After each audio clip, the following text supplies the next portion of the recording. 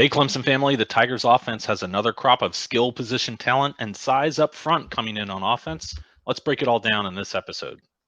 I'm Daniel Shirley, but first we've got to look at the latest commit, and he's on the defensive side of the ball. I'm Bill Zimmerman. Signing day is getting close. Welcome to episode 50 of the Reign Supreme Alway podcast. Too bad we couldn't time that to signing day, right? Really appreciate all the thousands of you who've been making us one of your sources for analysis of the Tigers in 2022 and moving into 2023. We're on the major podcast apps. Find us on youtube.com/Clemson Kickoff and find our homepage, clemsonkickoff.com. Let's get to it and get started with Khalil Barnes, that commit from earlier today as we record this on Friday. He's from North Oconee High School out of Bogart, Georgia, a three-star athlete, very likely to play safety, it would seem, and most sites have him at 6'1", 185. Talented guy, and this is a guy that Clemson has been after for a while. You know, originally was committed to Wake Forest and decommitted, ironically enough, right before Clemson, and Wake Forest played during the season, and he's been kind of back and forth with Notre Dame. I had kind of thought that Notre Dame was going to get Barnes and he was going to end up there, but it's good to see that Clemson landed him. He's a physical guy. I think he can play up against bigger receivers from that safety spot. He's probably got to get a little bit bigger as far as adding weight and muscle and those things for sure, like most high school players coming into college. But I think this is a player who can really help this defense in the next couple of years. Is he a jump on the field, start day one kind of a player? Probably not. But as we've seen Clemson have success with guys who just develop and are ready to play after their second or third year, I think he's one of those guys. And another familiar name to Clemson fans, Chancey Stuckey had been recruiting him at Notre Dame, so apparently he was going to be part of the wide receiver group there. Mickey Kahn has been recruiting him to Clemson, seems to factor in there and line up alongside Robert Billings and Kylan Webb as class of 2023 recruits at the safety position. All those guys would have to compete to join the reserve rotation. I would think the top three to play next year would be Andrew Makuba coming back, RJ Mickens, and Sherrod Koval. Maybe Jalen Phillips, although there was a tweet from his account that made it seem he was very happy to be done with going to class. And you can't play at Clemson and not go to class. So I've always enjoyed Jalen Phillips, by the way, great player. Always liked watching him out there on the field. The depth is definitely something that Clemson needs, and I think this would get next year's room to 7 scholarship safeties if I'm thinking straight on that. Yeah, this is a good addition. And as far as Jalen, weren't we all thrilled when we went to our last class? I know I was. I was glad to be done with that. But yeah, I do think that Barnes can add to the depth for next year. There's going to be some playing time there, and is going to be open, and he could probably get into that mix. So, you know, like I said, he's a physical guy, and I think he can really step into that safety spot and be a contributor next year, and then probably become a starter, the next couple of years. And a good thing for Barnes is that he is reportedly an early enrollee. I've seen that a couple of places. So he and Kylan Webb both would be coming in as mid-years, meaning they will join campus for the spring semester in January and be able to conduct spring practice. So that can always help. You saw how it helped Sherrod Koval, and then the corners that it helped last year. Toriano Pride got out there early, and then you saw Jaden Lucas with the interception in the ACC championship game. So it does make a difference. Let's get into the offense. A lot of those guys will be coming to campus early. An exciting group of guys. I really like the O-line and the 3 guys that they have lined up there. But let's start out with the name that most people know, and that's Christopher Vizzina. He's the quarterback out of Alabama. Another big get for Clemson, right, at quarterback. And we've kind of seen that from, starting back with Taj Boyd and then to Deshaun Watson and Trevor Lawrence and DJ Uiagalelei and Cade Klubnik, and now here comes Christopher Vizzina. So Clemson has a track record there of getting these top quarterbacks, and I think every one of those guys was a 5-star. I mean, I guess it kind of depends on what rating service you look at. I know Taj was, and I'm pretty sure Deshaun was, right? So it feels like all those guys were 5-stars, and then you sprinkle in Kelly Bryant. Obviously, he wasn't a 5-star, but he did lead Clemson to the playoffs. So they've had a great run of quarterbacks here. I know it didn't work out quite as well with DJ that as we would have hoped and thought it was going to work out. But it feels like the recruiting at quarterback is right back on track, and we'll see what he can bring to the group. This is going to be a inexperienced group next year. You look, I know Cade goes into the spring as the starter, but he hasn't played a whole lot. I mean, we love what we saw in the ACC championship game, but he hasn't played a whole lot. So they're going to need Vizzina to be ready just in case something bad happens. 6'4" and 205 Vizzina. He's out of the Birmingham, Alabama area. He did play for a private school and didn't always have the highest level of competition. He will need to put on some weight, but I think that's been the case for every quarterback who's come in, save perhaps Uiagalelei or maybe Taj Boyd. I'm excited about the fact that Vizzina maybe has a little room to climb there, and I think he understands if Klubnik comes in and keeps the starting job that he just was able to earn in the ACC championship game, we'll spend a year behind him, much like Klubnik did with Uiagalelei.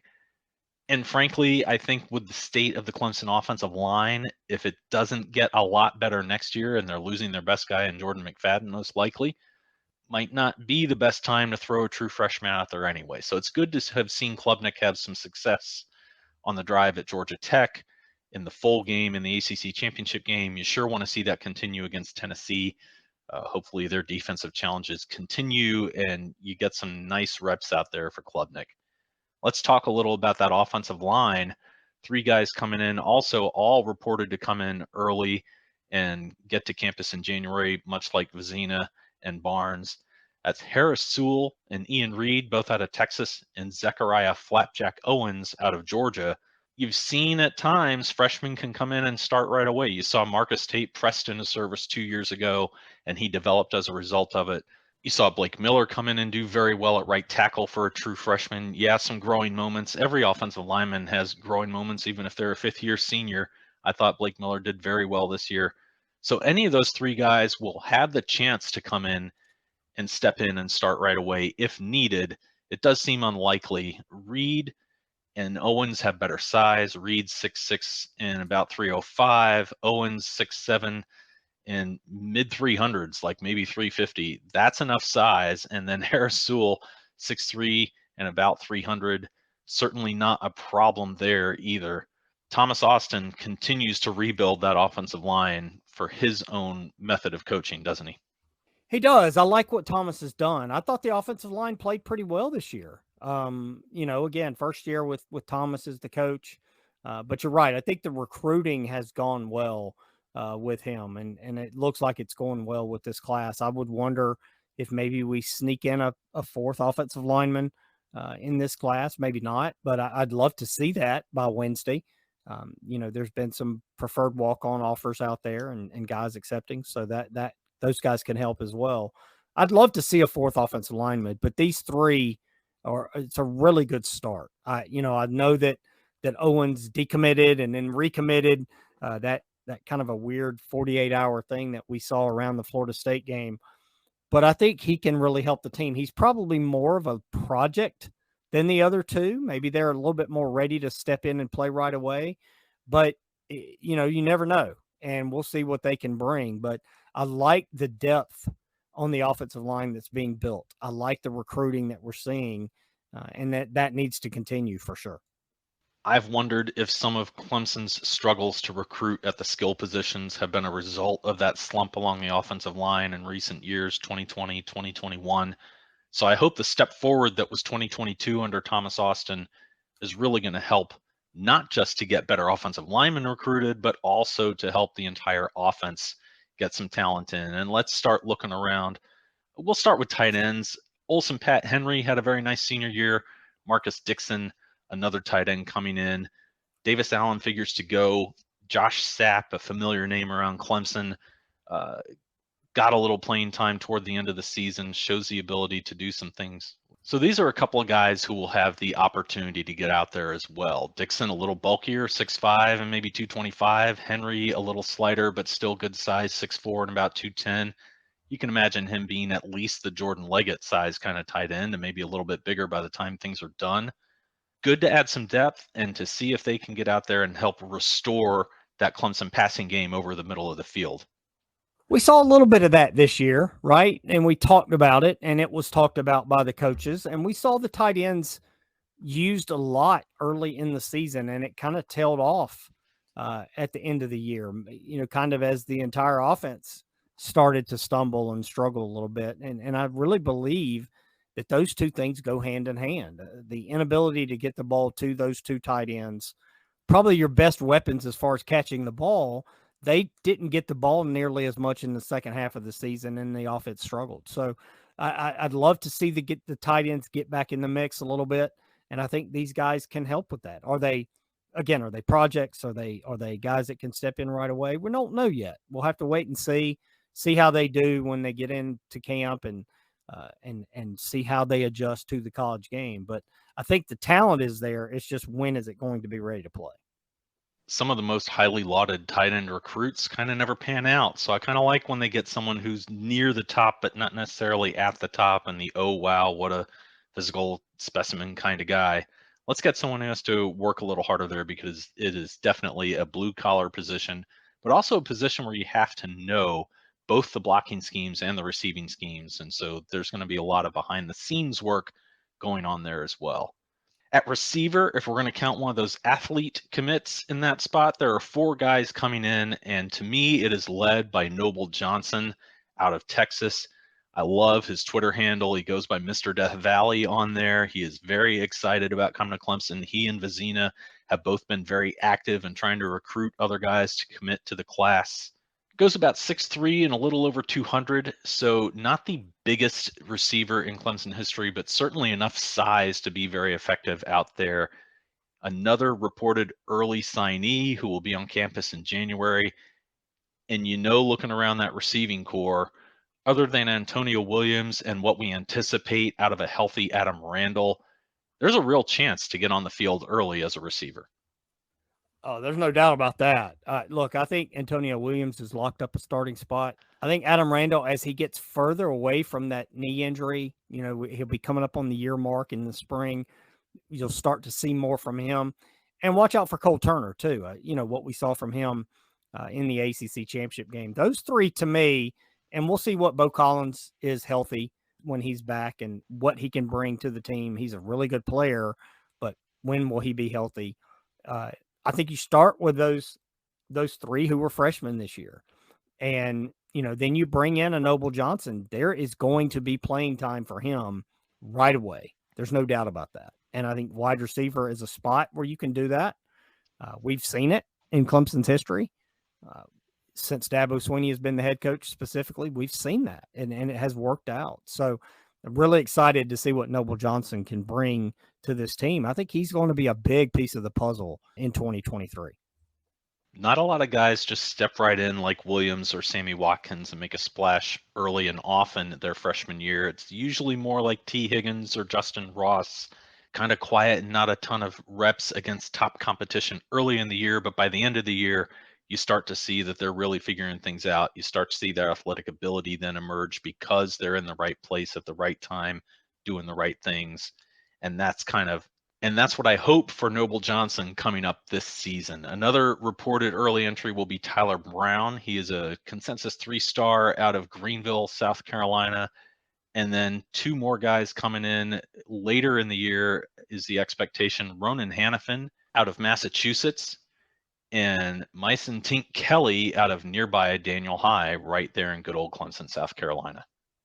Well, Clemson had some success with this last Massachusetts commit, right? And in Christian Wilkins. So let's see if Hannafin can have that kind of impact on the program. Boy, that would be a coup, would it not? But look, I like this class. I know Kelly and Brown have kind of come to the class late and maybe not with the same resume as far as stars and rankings and all that as some of the other players in this class, but they're going to be big pieces of the puzzle. And we saw it this year. There is a spot there for these receivers to have an impact. And with as much injuries as Clemson has had at receivers the last few years, they need the depth and they need the bodies. And these 3, 4, if we get to 4, are going to have an impact in 2023.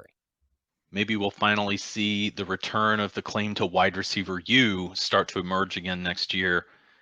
If Klubnik continues to have the improved timing that we saw over the second half of the season from DJ Uyunglele, if the offensive line continues to improve, provide time, but also open up passing lanes to use the middle of the field, and then to see this talent emerge and join what's in place already, you're right, I was kind of underselling Bo Collins a little bit. I'm a big fan of his. We'll see what Cole Turner can do once teams have some tape on him and once they're able to sort of study what he likes to do. Don't know if that's really going to matter much against Tennessee, but certainly once they see him in the spring game and start to see him more regularly next year, that's when teams can kind of adjust to some tendencies and defend guys a little better. Lastly, but not least, we know that Clemson running game needs to be strong. We've seen what happens when it isn't. And it wasn't that long ago that you and I discussed the commitment of Jarvis Green out of Dutch Fork High in Irmo. We might see a second running back join this class around February later. We'll see how that materializes. Perhaps we'll see a surprise next week. But right now, the lone take is Jarvis Green, and he has just been an absolute workhorse, piling up the yardage for Dutch Fork. We'll see what he can do when he gets to Clemson, but you have to think that he would make a good option as a third running back behind Will Shipley and Phil Maffa, whatever their pecking order is at 1 and 2. I like the Green pickup. I do. I know he's not a 5-star or superstar as far as the ratings or any of that kind of stuff. But if you've watched his film, and I've gone back a little bit and watched some stuff, and he's a talented guy. And you don't have to be 5-star, 4-star, superstar to be a good college football player. And so I like what he brings to the team. Again, kind of like receiver, there's reps there. If and if some of these guys can come in and take advantage of that, that's going to be key. So we'll see what Green can do. We'll see who else is in the class at running back. But I think this is a key spot right now for running back for the Tigers. Green also expected to get to campus early in January. He is listed at 5'11" and about 180. He has had a lot of reps during his time in high school, so you hope he gets in there, learns the offense quickly, but then maybe doesn't have to manage as much of a workload, kind of give that body a rest and get him ready for his sophomore and junior years to where he's really got fresh legs and ready to roll with the football. Overall, on offense, I really like this group. I think this year's recruiting class is kind of led by the defense just because of so much depth in that front seven and the level of talent in that secondary. But I go down this list on offense, and there's nothing disappointing there either. You may have a few more guys who you don't expect to contribute right away as freshmen, but you know they're all going to have the chance. And when you look at the tape and you see their highlights, you can certainly see the upside where they're going to contribute at some point in their careers, even if it takes a little longer for them to develop, to add the size, and to really blossom into being an ACC level football player. Right. We know that not all these guys are going to hit, but some of them are going to hit. And some of them are going to, maybe be underrated right now, but when they end up their careers, we're going to go, my God, how was that guy only a 3-star? Right. I mean, you see that all the time. So we're going to see that. That's going to happen. And it's going to be fun to watch this group develop. I like this class, Bill. I do. I like overall the entire class, recruit, offense, defense. This is a good class. And I think this is the kind of class that can kind of help get Clemson kind of restarted and kick-started as we go to the expanded playoff. I mean, everything's going to change when the playoff expands. And these are the guys who are going to be taking advantage of that when that time comes. I asked you in the last episode, who did you think was maybe sort of the unheralded or unsung guy of the defensive group? Who kind of fits that mold for you out of this offensive group? It's interesting when you look at it like that. I think it kind of depends on where Kelly plays, but I think it's Green. I absolutely do. You could throw Tyler Brown in there as well, but I think Green is going to be a good player for this team in this program. And, he might even get bumped up to 4 stars now that he's committed to Clemson by the time, the class ends and all that stuff. Those things happen. We know that. But I think Green is going to have an impact on this program throughout his career.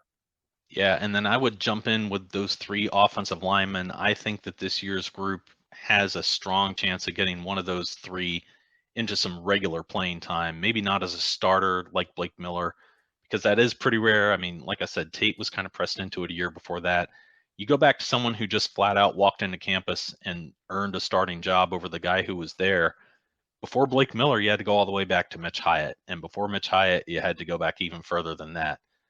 And a lot of the guys who sometimes you think on that offensive line are projected to come in and be able to start right away, they aren't necessarily able to pull it off. I think we're starting to see more of Colin Sadler out of last year's class late in the year, more reps going his way. But even someone highly touted like Tristan Lee, not always automatic for them to get out there. But I feel like out of these three guys, all of them grade out high enough, all of them have good enough tape. Someone you would think is going to emerge. And maybe it's not Owens if he has a little bit of an injury history, or if he needs to drop some weight and figure out how to play at a lower weight, or if you're talking about Sewell or Reed needing to add a little bit of weight and figure things out. Also, schematically, what Clemson does, things are very different than a lot of places. You don't often just try to line up and road grade the opponent to get 2 or 3 yards and before your running back is touched or your quarterback is touched carrying the ball on the ground. This isn't a Notre Dame type scheme. This isn't an Alabama type scheme. You need the right guys in the right place at the right time. And I think one of the weaknesses I've seen in Clemson's offensive line sometimes is a guy who's schematically in the right place, but doesn't put a hat on a hat. Doesn't say, well, you know what, there's nobody here. Let me go get this guy and deal with him. So you hope that out of these three, one of those guys is able to jump in. Well, I think you want your offensive lineman to be a little mean, right? A little, nasty. And I think you saw that with Blake Miller at times. I do. I mean, did he make mistakes? Sure. Is there room for him to grow? Definitely. But he showed a nasty streak at points through this season. And that's what I want from my offensive lineman. I do. Do they get a couple of personal foul penalties through the year? Okay, I can live with that. It's not what you want, but I can live with it. I want my offensive lineman to want to hit somebody. And I hope that's what we're getting in these three guys. I think that could be key to this offensive line moving forward. Bill, we've talked about this. Clemson's offensive line, even when the program was winning national titles and going to the playoff, it wasn't the strength. It wasn't a weakness, but it wasn't the focal point of the team at times. And you would hope, that they could get to that and start having, guys go to the NFL and guys really develop on that offensive line. But I think they need a little more nasty and a little more mean in that group up front. And I agree with you, but I'll put it out there. I would love to see them add a fourth take. I'd love to see them take at least 4 guys every class whenever possible. So if someone's out there and maybe that's going to be transfer portal, maybe it's not necessarily another high school guy. Right. I would like to see a 4th guy join this class. Be sure to follow us on social media at Clemson Kickoff. Pretty active on Twitter, and we are also on Instagram. There has been some breaking news lately, which we've retweeted a little of from the Twitter account there. Let's talk a little bit about the bowl game. Not forget that that's actually happening. This season isn't completely over yet. I think the big headline there is Trenton Simpson's injury keeping him from playing down in Miami against Tennessee. We know Wade Woodaz is capable of stepping in and playing there. But Simpson, of course, a first-round draft pick projection. He is not simply opting out, according to head coach Dabo Swinney. He will be with the team on the bowl trip, and that's nice to see. It is. You hate that for Simpson. I mean, he's had a good year, but he's been banged up a lot, and you hate to see his career end like that. But you also understand, look, this guy has a chance to be a star at the next level. He's got all the tools you need to do that. So it's time for him to move on and see what he can be in the NFL. You just wish he got that one final game to go out and show what he could do against Tennessee. I was thinking the other day, you and I were texting, and I tweeted this from my personal account as well. It's interesting to think back to Simpson having to wait on the decision of linebacker Justin Flo before Simpson could come to Clemson. Flo, of course, chose Oregon. 3 years later, here is Simpson ready to go pro and be a first rounder, and Flo is in the portal instead. So glad that he wanted to wait on the Clemson offer, that this was where he wanted to play, that this is where he knew he should be.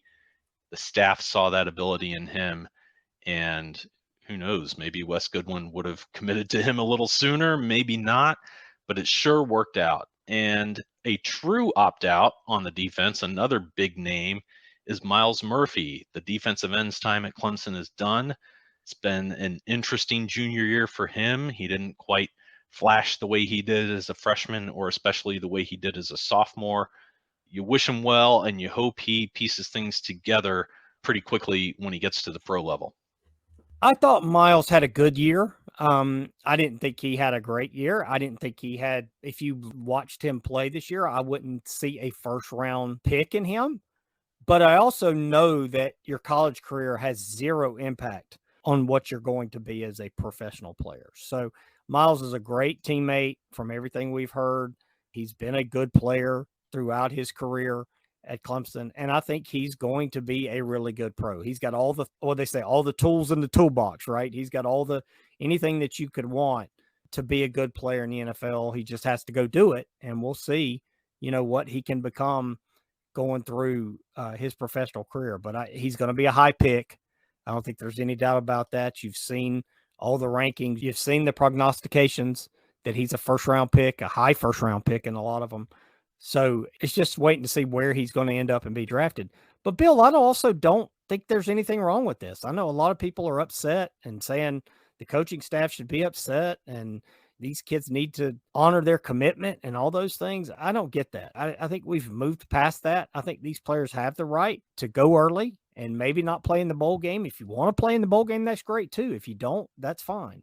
But I don't see any reason to be upset about this. He's had a good career. He's done a lot of good things at Clemson. You just honor that and wish him good luck at the next level. It just goes with the territory. When you have more success recruiting the guys who out of high school are very definite NFL prospects even before they play it down in college, yeah, you're going to see more of this. Not everyone is going to be Trevor Lawrence or Christian Wilkins, who we talked about earlier. Frankly, look over at Alabama, Bryce Young and Will Anderson saying today that they're going to play. Clemson has had a lot more of that than they have a guy like Myles Murphy opting out. We've never been able to officially determine if Jaron Curse opted out of the title game against Alabama despite lining up on the field, but he certainly has become a good pro regardless. By the way, Dabo Swinney did make it official. DJ Uiagalelei will not play in the bowl game. That was expected. There was kind of a hope there that he could find a way to make it work, but as Swinney said, with the timing, that wasn't going to happen. And I would imagine in his case, a lot of the timing hinges on his brother's college decision and then figuring out if DJ wants to join him there or will end up someplace else. Another quarterback, Billy Wiles, has committed to Southern Miss.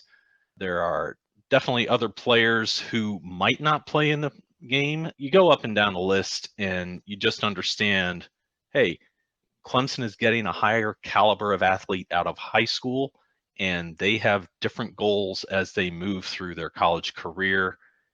And Clemson's not going to be immune to this anymore. And you just have to understand these guys have put in a lot of work, a lot of blood, sweat, and at times tears, as the old saying goes. And you just appreciate what they've done as Tigers and hope that they will represent school well moving forward and have a lot of personal success moving forward.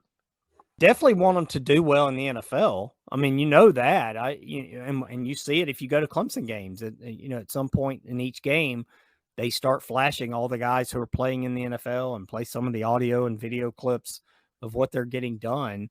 And who sees that? The recruits who are at the game. And they're saying, oh, well, these guys could get me to the league. And, the defensive line coaches are definitely going to use this next summer, if Myles Murphy is a top 10 pick. And they should use that and to help them land that next crop of players. So, we'll see what happens going forward, but you just have to be happy for these guys that they're headed off to the NFL. Be sure to subscribe to us, youtube.com/Clemson Kickoff. Follow us on the major podcast apps. Follow us on Twitter @Clemson Kickoff. We will keep you posted as things develop. Signing day is Wednesday. Dabo Swinney did say he expects to get all his players on the early signing date, Wednesday, December 21st. We will keep you posted as soon as we can once the air clears and we see who exactly does get their paperwork in as official signees, no longer just commits. Until our next episode, recapping signing day, I'm Bill Zimmerman. I'm Daniel Shirley. Go Tigers.